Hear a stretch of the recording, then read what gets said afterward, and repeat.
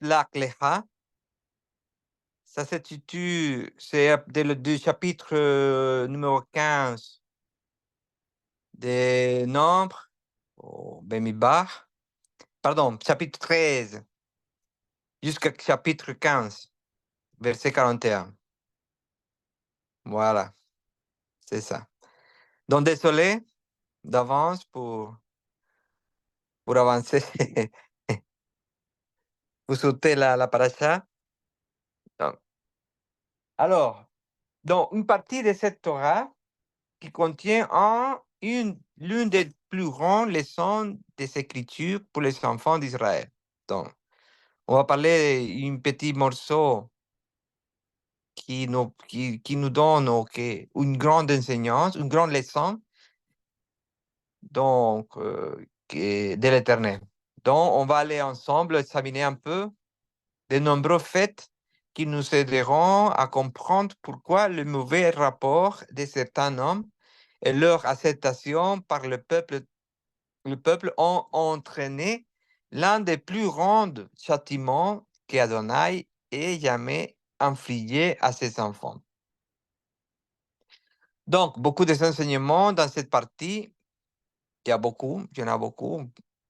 Mais alors, qui a donné le bon rapport? C'est une question. Comment cela se rapporte-t-il au temps présent? Donc, il y a l'idée de reconnaître le territoire.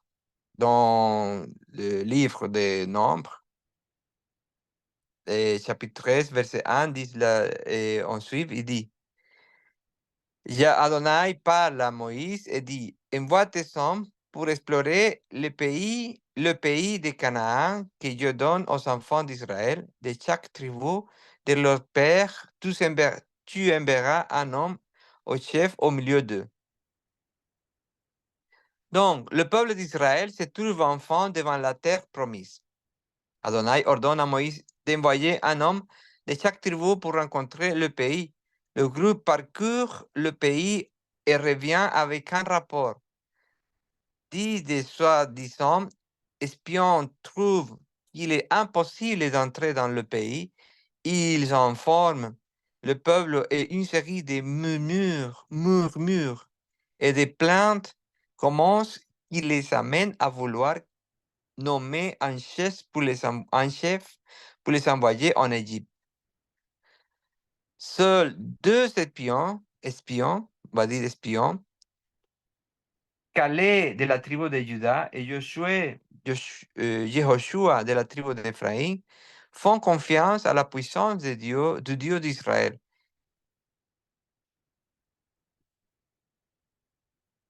Mais avant d'entrer dans l'analyse du récit lui-même, clarifions quelques points très importants pour comprendre le contexte de l'histoire. Qui a eu l'idée d'aller reconnaître le pays? Pourquoi l'Éternel dit à Moïse, envoie-tu toi-même? Nous lisons toujours cette partie de l'Écriture séparément, de sorte que l'idée qui se dégage des premiers mots est que c'est Adonai qui a ordonné l'expédition. Mais si nous nous trouvons vers Deutéronome chapitre 1, verset 22, nous trouvons que la véritable réponse. Vous êtes venus à moi, vous tous, et vous avez dit, envoyons des hommes devant nous.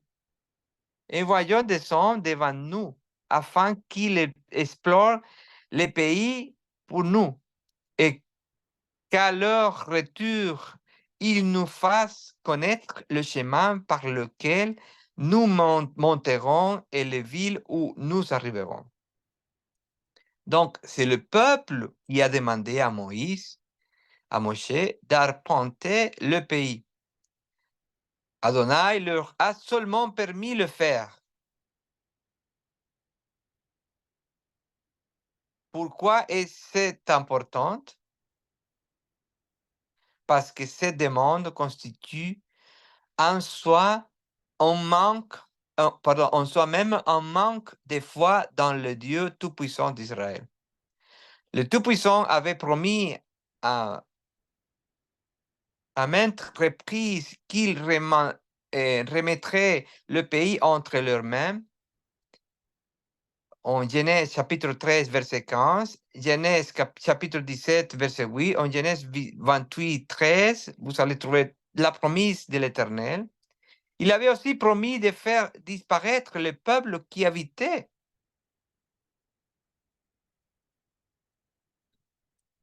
J'enverrai devant toi ma terreur, j'épouvanterai tous les peuples chez lesquels tu entreras, et je te donnerai le coup de tous tes ennemis. J'enverrai devant toi le prélhomme qui chassera devant toi le Hervi, le Canané, le Héti. Je ne le chasserai pas de devant toi. Je ne les chasserai pas de devant toi en un an, de peur que le pays ne devienne un désert et que les bêtes des champs ne se multiplient contre toi. Je les chasserai peu à peu de devant toi, jusqu'à ce que tu multiplies et que tu prennes possession de ton pays, des deux pays. Face à ces promesses, va-t-il aller reconnaître le pays? C'est une question. Mais les enfants d'Israël voulaient voir de leurs propres yeux le pays et calculer s'ils pouvaient ou non y entrer. En d'autres termes, ils pensaient à l'époque que c'était par leur propre force qu'ils éteindraient la terre promise et non par les forces et la volonté du Père. N'est-ce pas la même chose chaque jour? Croyons-nous vraiment et faisons-nous confiance à la parole du Tout-Puissant Elohim d'Israël? Avant d'entrer dans l'analyse verset par verset, réfléchissons à notre propre expérience. Croyez-vous que la promesse d'une terre de paix pour mille ans est vraie?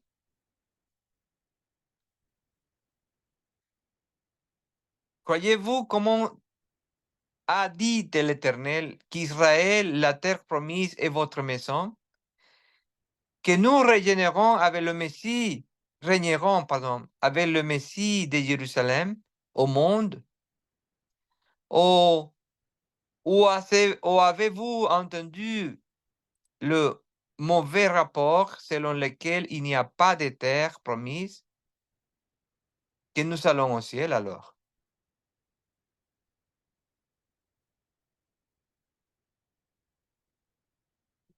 Donc, nous savons que d'abord, en première partie, un petit résumé de ce qu'on vient de parler, c'est que l'Éternel, il a dit à Moshe, envoie toi-même. En fait, la paracha qui s'appelle Shlech Lecha, il y a deux parachas qui ressemblent. C'est Lech Lecha et Shlech Lecha, que c'est celle qu'on vient de voir. Alors, quelle est la différence entre ces deux mots-là? Si quelqu'un peut participer et me dire quelle est la différence. Bien là, c'est Abraham qui doit aller pour lui-même, tandis qu'ici, c'est Moshe qui envoie des explorateurs. Oui, mais il y a une différence, vraiment, oui. L'Erlera, c'est va pour toi, dans le cas d'Abraham.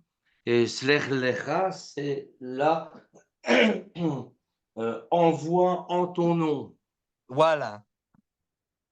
C'est-à-dire, il y a une petite différence, mais on Ouais. va dire une grande différence, car l'Éternel, il savait, il avait déjà un plan avec son peuple, il avait déjà promis, il avait déjà créé un planning à suivre, on va dire.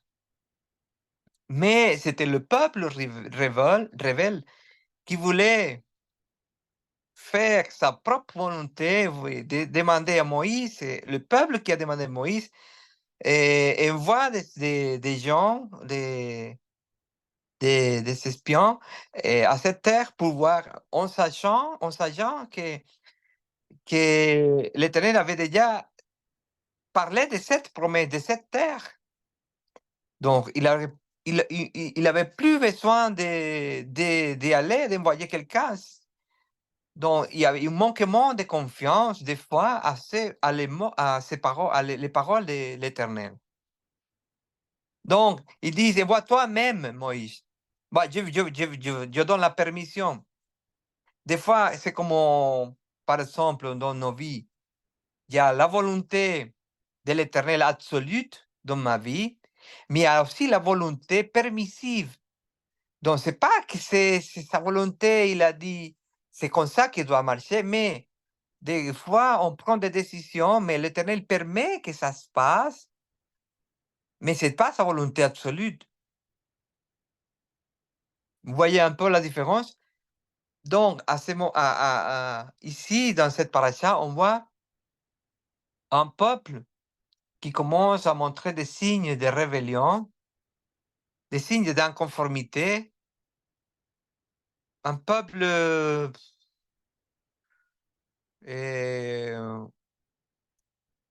qui croyait pas à 100% à l'Éternel. Donc, on va continuer l'histoire et vous rendez compte de le déroulement de cette histoire. Donc, vous allez faire vos propres conclusions et comment agir. OK. On continue. Donc, nous avons aussi l'histoire, nous avons aussi deux espions qui ont été choisis pour l'Éternel. C'était Osée, Josué en espagnol, Joshua, yo creo que en inglés, yo creo en inglés, et Yehoshua en hébreu. Donc, ces mots-là signifient, ou Yehoshua signifie Adonai, Yuhebakei, et la salut, la salvation. Donc, Moïse ajoute un nom à Osée, Oshéa, la lettre Job, de sorte que les deux premières lettres forment le saint nom abrégé. Rappelons-nous que Yehoshua est, on va dire, est un avant-goût prophétique du Messie. Yeshua qui fera sortir d'Israël du monde, on va dire le désert, pour l'amener à la terre promise. Et le nom Yehoshua, a été abrégé par Yeshua. Dans Néhémie, chapitre 8, 17, qui en hébreu met en garde contre cette abréviation lorsque on parle spécifiquement de Josué. Alors, dans le chapitre 13 des Nombres, on va voir, à partir du verset 17, on commence à voir la mission. Nombres 13, 17, Moïse l'envoya explorer le pays de Canaan en leur disant, montez d'ici au Negev et montez sur la montagne. Voyez comment est le pays et quel est le peuple qui habite, s'il est fort ou faible, s'il est nombreux ou peu nombreux. Comment le pays est habité, s'il est bon ou mauvais, comment les villes sont habitées, si ce sont des campements ou des villes fortes, comment le pays est-il habité, qu'il soit bon ou mauvais, comment les villes sont-elles habitées. Ah, je répète la même chose, pardon. Ils monteront et ils examineront le pays depuis le désert de Sim jusqu'à Réo, en entrant dans Hama. Le peuple ne savait pas-il ce qu'il était la terre? L'Éternel leur a dit, en Exode chapitre 3, verset 8, je suis descendu pour les délivrer de la main des Égyptiens et pour les faire passer de ce pays dans un bon et un grand pays, dans dans un terrain où coule le lait et le miel. Dans le pays des Cananéens, les Sétiens, les Amoréens, des Phéréciens, des Sévis et des Jébusiens, ils savaient toutes les réponses. Donc, pourquoi le peuple a demandé à Moïse d'envoyer des espions. Des espions.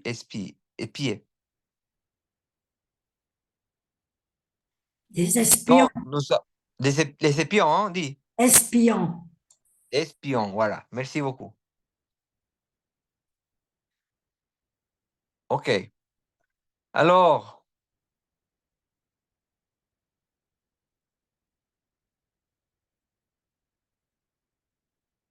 j'ai entendu une fois, j'ai entendu un maître, quelqu'un qui parlait par rapport à... je vais faire une parenthèse ici. Il donnait un enseignement par rapport la différence entre être un espion et être un touriste. Donc, c'est pas la même chose. Quand on est un espion, quand on arrive à un endroit, on essaye de chercher, regarder, investiguer, ou voir en détail toutes les choses. Mais surtout, faire des remarques, ou on va dire, ou trouver les défauts d'un endroit. Par exemple, si quelqu'un est envoyé en communauté, en église, pour espier, mais c'est pas pour espier les bonnes choses ou pour dire, voilà, c'est une église, la louange est belle, c'est un endroit magnifique, il y a, on sent la présence de l'Éternel, il y a les frères, et c'est comme une famille, tu es bien traité. Non, une personne qui est envoyée espier, un espion, il va juste regarder, juste faire des remarques ou juste trouver les défauts de cet endroit. Par contre, les touristes, quand un touriste arrive dans un endroit, il arrive avec l'intention de profiter, non, de profiter de l'ambiance, de profiter des choses, de visiter, profiter les paysages, profiter bien les choses. Imaginez-vous quand vous allez dans un pays faire tourisme. Voilà, quelque chose comme ça. Donc ça m'a résonné dans ma tête et j'ai gardé cette pensée dans mon corps parce que c'est la vérité. Donc, on voit la différence entre être un espion et un touriste. Donc, essayons-nous, quand nous arrivons dans un endroit, d'être un touriste, de profiter des bons endroits, les bonheurs que cet endroit peut nous apporter, de regarder plutôt les qualités, de, de s'amuser avec tout ce que l'Éternel nous donne au lieu d'espier. C'est ça l'enseignement qui m'a donné cette pensée. Donc, je ferme ici cette petite pensée. Donc, on continue. Dans Nombre chapitre 14, alors, on va parler un peu du rapport. Hein. Vous savez, le rapport, c'est quelque chose qu'on connaît déjà. Le mauvais rapport de 10 personnes envoyées, de 10 hommes envoyés de chaque tribu. Ils ont envoyé 12, mais seulement 2, Josué et Calais, ils ont rapporté des bonnes nouvelles, car on va dire que c'était des touristes. Et les autres 10, ils ont donné de mauvais rapports de ce qu'il y avait et ce qui existait dans cet endroit. Malgré, il y avait, et bien évidemment, il y avait des défauts, mais ils n'ont pas remarqué ça parce que Josué et Calais, ils en avaient la confiance en l'Éternel, à ses paroles, à ses promesses. Donc, le désespoir, le chef désigné de chaque tribu raviront avec un rapport du pays. 10, ils ont apporté le désespoir et la crainte à cause des ennemis qu'ils voyaient dans le pays. Seuls Josué et Caleb avaient confiance en l'Éternel. Dans Nombre chapitre 14, verset 1, tout l'ensemble épouse des cris et des hurlements, et le peuple pleure cette nuit-là. Verset 2. Tous les enfants d'Israël se plaignèrent de Moïse et d'Aaron, et toute la foule leur dit, si nous étions morts au pays d'Égypte ou dans ce désert, si nous étions morts, pourquoi Adonai nous a fait-il rentrer dans ce pays? Pourquoi nous tombions par l'épée et que nos femmes et nos enfants deviennent une proie? Ne, ne vaudrait-il pas mieux que nous retournions en Égypte? Ils se diront l'un à l'autre, donnons-nous un chef et retournons en Égypte.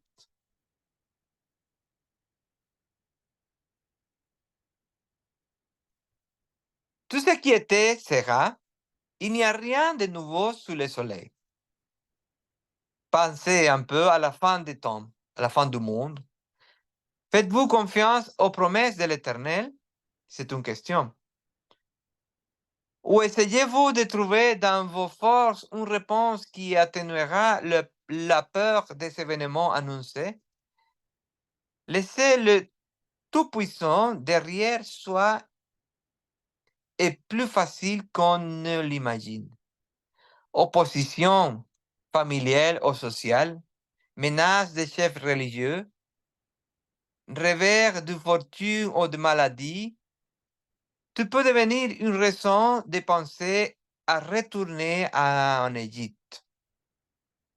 Qu'en pense l'Éternel alors? Lisons ses propres paroles en Osée chapitre 6, verset 4.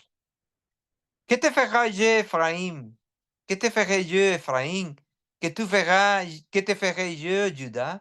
Votre piété est comme une nuage du matin, comme la rosée de l'aurore qui se dissipe.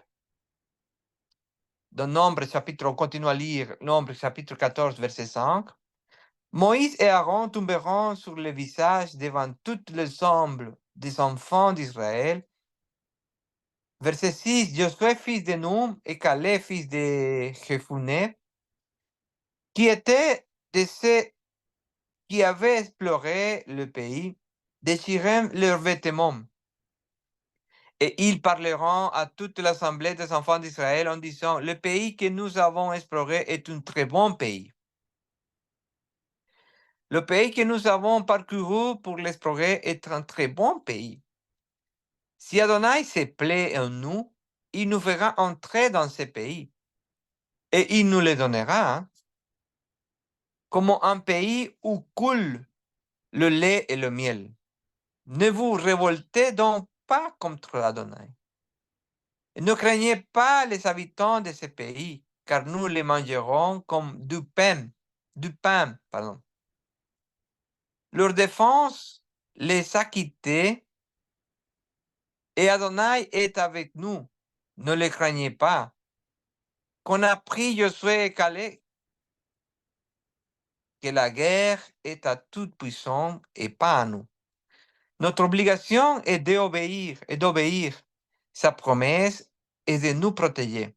Si Adonai est satisfait de nous, signifie que c'est notre obéissance qui dit à l'Éternel que nous les aimons. Intéressant. Joseph et Caleb, Ephraim et Joshua et Judas. La loi d'Adonai prévoit que la parole de deux témoins suffit à établir la vérité, même si de nombreuses personnes s'opposent.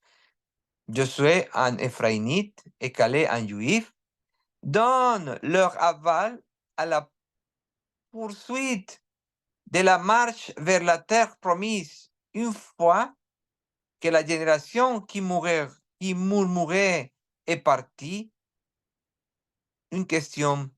Pourquoi un membre des tribus d'Éphraïm? Éphraïm était-il un des deux fils de Jacob? N'est-il pas prophétiquement significatif qu'à cet stade, alors que les tribus d'Israël ne se sont pas encore séparées, Éphraïm soit considéré comme un des chefs des tribus? Rappelons que lorsque le tabernacle a été érigé, la tribu d'Éphraïm était également à la tête du groupe de tribus situé à l'ouest du tabernacle.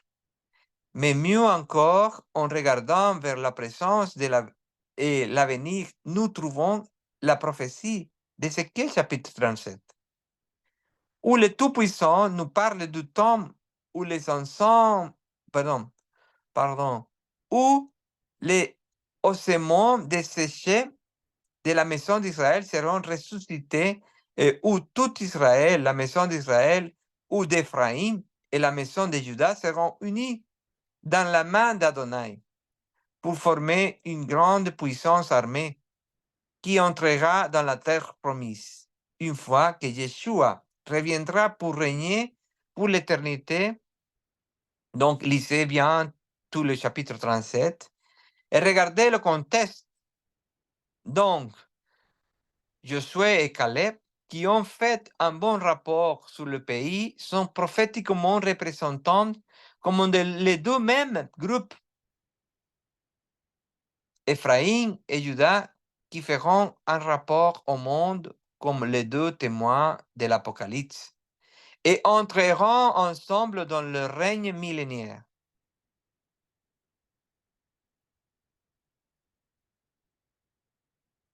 Tout ce qui était sera, il n'y a rien de nouveau sous le soleil. Ça, on le trouve en Ecclésiastes. Donc, nous sommes dans ce temps prophétique. Les ossements desséchés reviennent à la vie par la connaissance de la Torah. Judas sera uni à Ephraïm dans la main de l'Éternel et nous entrerons dans la terre promise en tant que peuple unique d'Israël. Ne laisse pas le mauvais rapport t'éloigner du plan du Père. Sans Yeshua et sans Torah, il n'y a pas de promesse et pas de retour. Nombre chapitre 14, verset 9, on continue.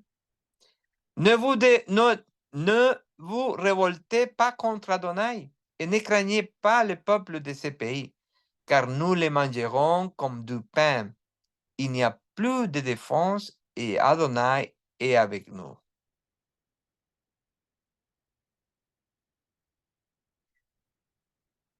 Après le bon rapport, disent, toutes les folles parlent de les lapider, mais la gloire d'Adonai apparut dans le tabernacle de la congrégation à tous les enfants d'Israël. Donc, la gloire d'Adonai apparut dans le tabernacle. Qui est la gloire d'Adonai? C'est une question. Qui est la gloire d'Adonai? Moïse a vu son dos alors que l'Éternel est gardé dans la roche. Chapitre 33 du livre de Exode, verset 23. Yeshua a affirmé être la gloire. En fait, en Jean, chapitre 17, 5, dit, maintenant, Père, glorifie-moi par toi-même de la gloire que j'avais auprès de toi avant que le monde fût. Dans Nombre, chapitre 14, verset 11, Adonai dit à Moïse, jusque quand ce peuple me provoquera-t-il? C'est une question. Jusqu'en ne croire-t-il pas en moi à cause de tous les miracles que j'ai faits au milieu d'eux? Verset 12. Je les frapperai de la peste et les détruirai et je t'établirai sur une nation plus grande et plus forte que eux. Nous sommes toujours un peuple à la nuque raide. Que dit-il en Exode chapitre 32, verset 9? Adonai dit à Moïse, j'ai vu ce peuple et c'est un peuple à la nuque raide. Moïse, comme toujours Moïse, c'est un intercesseur, il intercède pour son peuple. Moïse dit à Adonai, les Égyptiens apprendront parce que tu as fait sortir ce peuple du milieu de eux par ta puissance. Ils le diront aux habitants de ce pays Canaan qui ont appris que toi, Adonai, ton Shekinah, ta gloire, tu étais au milieu de ce peuple que tu apparaissais face à face, Adonai, que ta nuée au-dessus d'eux et que tu marchais devant eux le jour dans la colonne de nuée et la nuit dans une colonne de feu. Tu as tué ce peuple comme un seul homme et les nations qui ont entendu parler de toi diront, parce que Adonai n'a pu faire entrer ce peuple dans le pays qu'il lui avait juré, il a fait mourir dans le désert. Maintenant, je te prie que la puissance de l'Éternel soit augmentée, comme tu l'as dit en disant, tardif pour la colère et grande pour la miséricorde, qui pardonne l'iniquité et la transgression sans tenir le coupable pour un innocent, qui fait retomber l'iniquité des pères sur les enfants jusqu'à la troisième et la quatrième génération. Pardonne maintenant l'iniquité des pères sur les enfants jusqu'à la troisième et la quatrième génération. Pardonne maintenant l'iniquité de ton peuple selon la grandeur de ta miséricorde et comme tu as pardonné jusqu'à ici à ce peuple depuis l'Égypte. L'Éternel pardonne, oui, il pardonne, mais discipline à Israël. On va lire ce qu'ils disent dans le même chapitre 14, verset 20.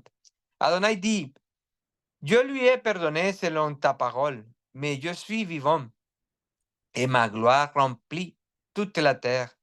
Mais je suis vivant et ma gloire remplit toute la terre. Tous ceux qui ont vu ma gloire et les miracles que j'ai faits en Égypte et dans le désert, qui m'ont tenté 10 fois déjà et qui n'ont pas obéi à ma voix et qui n'ont pas accepté mon mémoire, ont-ils bien lu?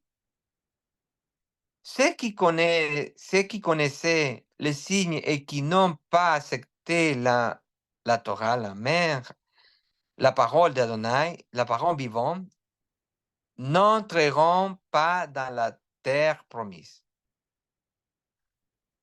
As-tu régné, non, as-tu régné, Yeshua? Tu n'entreras pas dans le royaume.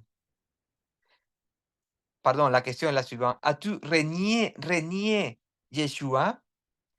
Tu ne rentreras pas dans le royaume. Apocalypse chapitre 12, verset 17 dit, le dragon fut irrité contre la femme, et il s'en alla faire la guerre au reste de sa postérité, à ceux qui gardent le commandement de Dieu et qui ont le témoignage de Yeshua. Le Psaume, chapitre 106, verset 24, dit la même chose, dit le suivant. Ils ont et la terre désirable. Ils n'ont pas cru à sa parole. Il leva sa main contre eux pour les précipiter dans le désert, pour humilier son peuple parmi les nations et pour les disperser dans le pays. Le jour où Israël murmura contre la promesse du pays, et c'est là son châtiment. La génération qui a murmuré n'entrera pas dans le reste de la terre. C'est à cela que se référait l'épître aux Hébreux, qui fait référence les épîtres des Hébreux, et non au jour du repos et non au jour du repos au Shabbat lorsqu'il est dit, le jour du repos est le jour du repos. Verset 7 dit, c'est pourquoi, comme le dit le Saint-Esprit, si vous écoutez aujourd'hui sa voix, n'endurcissez pas vos cœurs, comme lors de la provocation au jour de la tentation dans le désert, où vous paierez m'ont tenté, pardon, où vos pères m'ont tenté, ils m'ont éprouvé et ils ont vu mes œuvres pendant 40 ans. C'est pourquoi j'ai été irrité contre cette génération et j'ai dit, leur cœur est toujours errant et ils ne connaissaient pas mes voix. C'est pourquoi j'ai juré dans ma colère, ils n'entreront pas dans mon repos. Prenez garde, frères, qu'il n'y avait en quelqu'un de vous un mauvais cœur d'incrédulité qui s'éloigne du Dieu vivant. Mais exhortez-vous les uns les autres chaque jour pendant qu'il est dit aujourd'hui, afin qu'aucun de vous s'endurcisse par la séduction du péché. Car nous sommes devenus participants de Yeshua. Pour vous que nous retenions fermement notre confiance depuis le commencement jusqu'à la fin, puisqu'il est dit, si vous entendez aujourd'hui sa voix, n'endurcissez pas vos corps comme dans la provocation. Qui sont ceux qui l'ont écouté et qui l'ont provoqué? Ne sont-ils pas tous ceux qui sont sortis d'Égypte par la main de Moïse, avec qui, avec qui, avec qui a-t-il été mécontent pendant 40 ans? Ne c'est pas avec ceux qui ont péché et dont les corps sont tombés dans le désert? Verset 18. Et contre qui l'a-t-il juré qu'il n'entrera pas dans son repos, s'il n'est pas contre ceux qui ont désobéi? Et nous voyons qu'ils n'ont pas pu entrer à cause de leur incrédulité. L'incrédulité à l'égard de la parole de l'Éternel et la confiance dans les paroles de l'homme vous verront prendre le dernier repos. Amen. Voilà, c'est ce que j'avais préparé pour la paracha pour vous partager.